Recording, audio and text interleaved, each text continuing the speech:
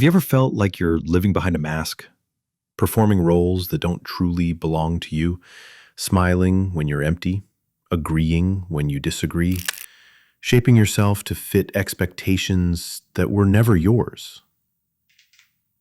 Now just imagine. Imagine what would happen if you stripped all of that away. If you stopped pretending, stopped performing, stopped being who you're supposed to be. What would remain? That's where the truth lies. When you dissolve the layers of conditioning, the world around you trembles. People panic because they don't know you. They know the character you've been playing. But the day you choose to shed the act, the game ends. And those who thought they had you figured out are left staring at a stranger. Carl Jung said, "The privilege of a lifetime is to become who you truly are." But here's the catch. To meet your true self, you must first watch the old you die. The you that seeks approval, the you that fears rejection, the you that bends to fit in.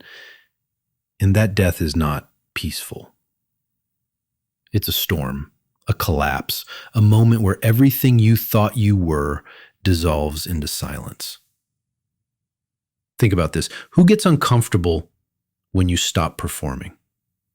Who accuses you of changing when you start being honest? Who fights hardest to keep you trapped in their idea of you? Their reaction tells you everything. It reveals how much of your life has been a negotiation, giving pieces of yourself to keep others comfortable. But here's the truth they won't tell you. You cannot find yourself without losing yourself first. Ego death isn't enlightenment, it's demolition. It's the shattering of every illusion you've clung to for safety. And in that wreckage, something real emerges. You've been taught that identity is solid, fixed, something to defend. But what if it's not? What if you are not the thoughts in your head, not the labels you've accepted, not the roles you've played? What if the moment you stop clinging to the old version of yourself is the moment you finally meet who you've always been? This isn't about becoming someone new. It's about unbecoming everything you were never meant to be. It's about letting the false self crumble so the true one can breathe.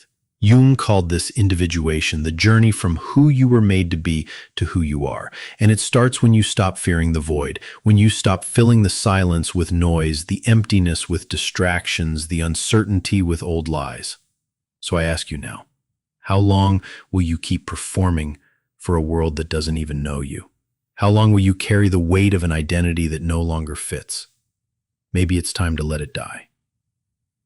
Maybe it's time to meet yourself. Raw, unfiltered, real. Because the moment you do, everything changes. You spent your life building a persona, a mask so convincing even you forgot it wasn't real. You learned to speak in borrowed words, to love in conditional ways, to exist within the limits of what others could handle, but deep down, you've always felt it. The dissonance, the exhaustion, the quiet ache of being almost yourself but never fully. Why? Because the ego hates truth. It thrives on control, on predictability, on the illusion that you are the sum of your past, your mistakes, your roles. But that's not you. That's just the story you've been telling. Jung warned us, until you make the unconscious conscious, it will direct your life, and you will call it fate. And that's the heart of ego death, bringing the unconscious to light, facing what you've buried, letting the parts of yourself you've denied rise up, even if they terrify you. Because here's the secret. The things you refuse to acknowledge still control you.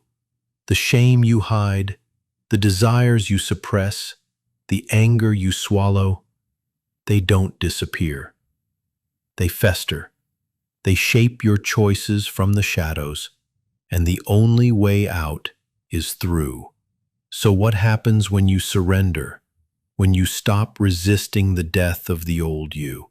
First, chaos, a storm of doubt, fear, the unbearable weight of not knowing who you are anymore. But then, silence, a stillness so deep it feels like home.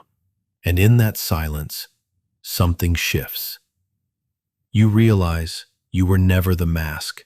You were always the one behind it. This isn't philosophy, it's liberation. The moment you stop identifying with the ego, you become unbreakable.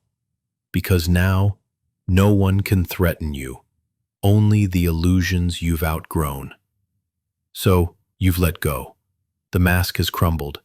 The old you is gone. And now, there's silence. But this silence isn't empty.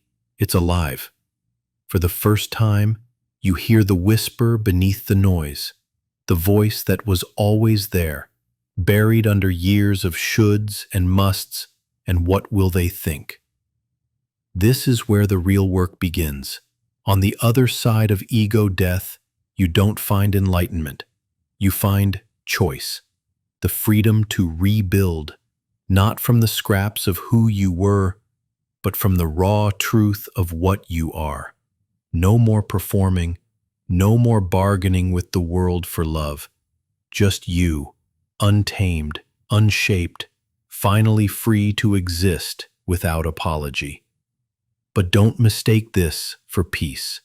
Freedom is a storm too, just one you dance in. If you're ready to step into that unknown, write in the comments, "I release the old me." Let's see how many souls are waking up. And if you think this is the end, you haven't seen what's coming.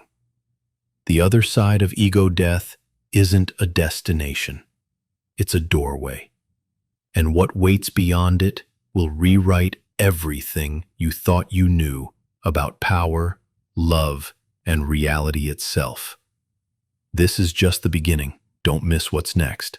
If this resonates, write in the comments, "I release the old me." Let's see how many are ready to step into the unknown. And if you think this is the end, you're wrong. This is just the beginning. The next video will show you what awaits on the other side of ego death, a freedom few ever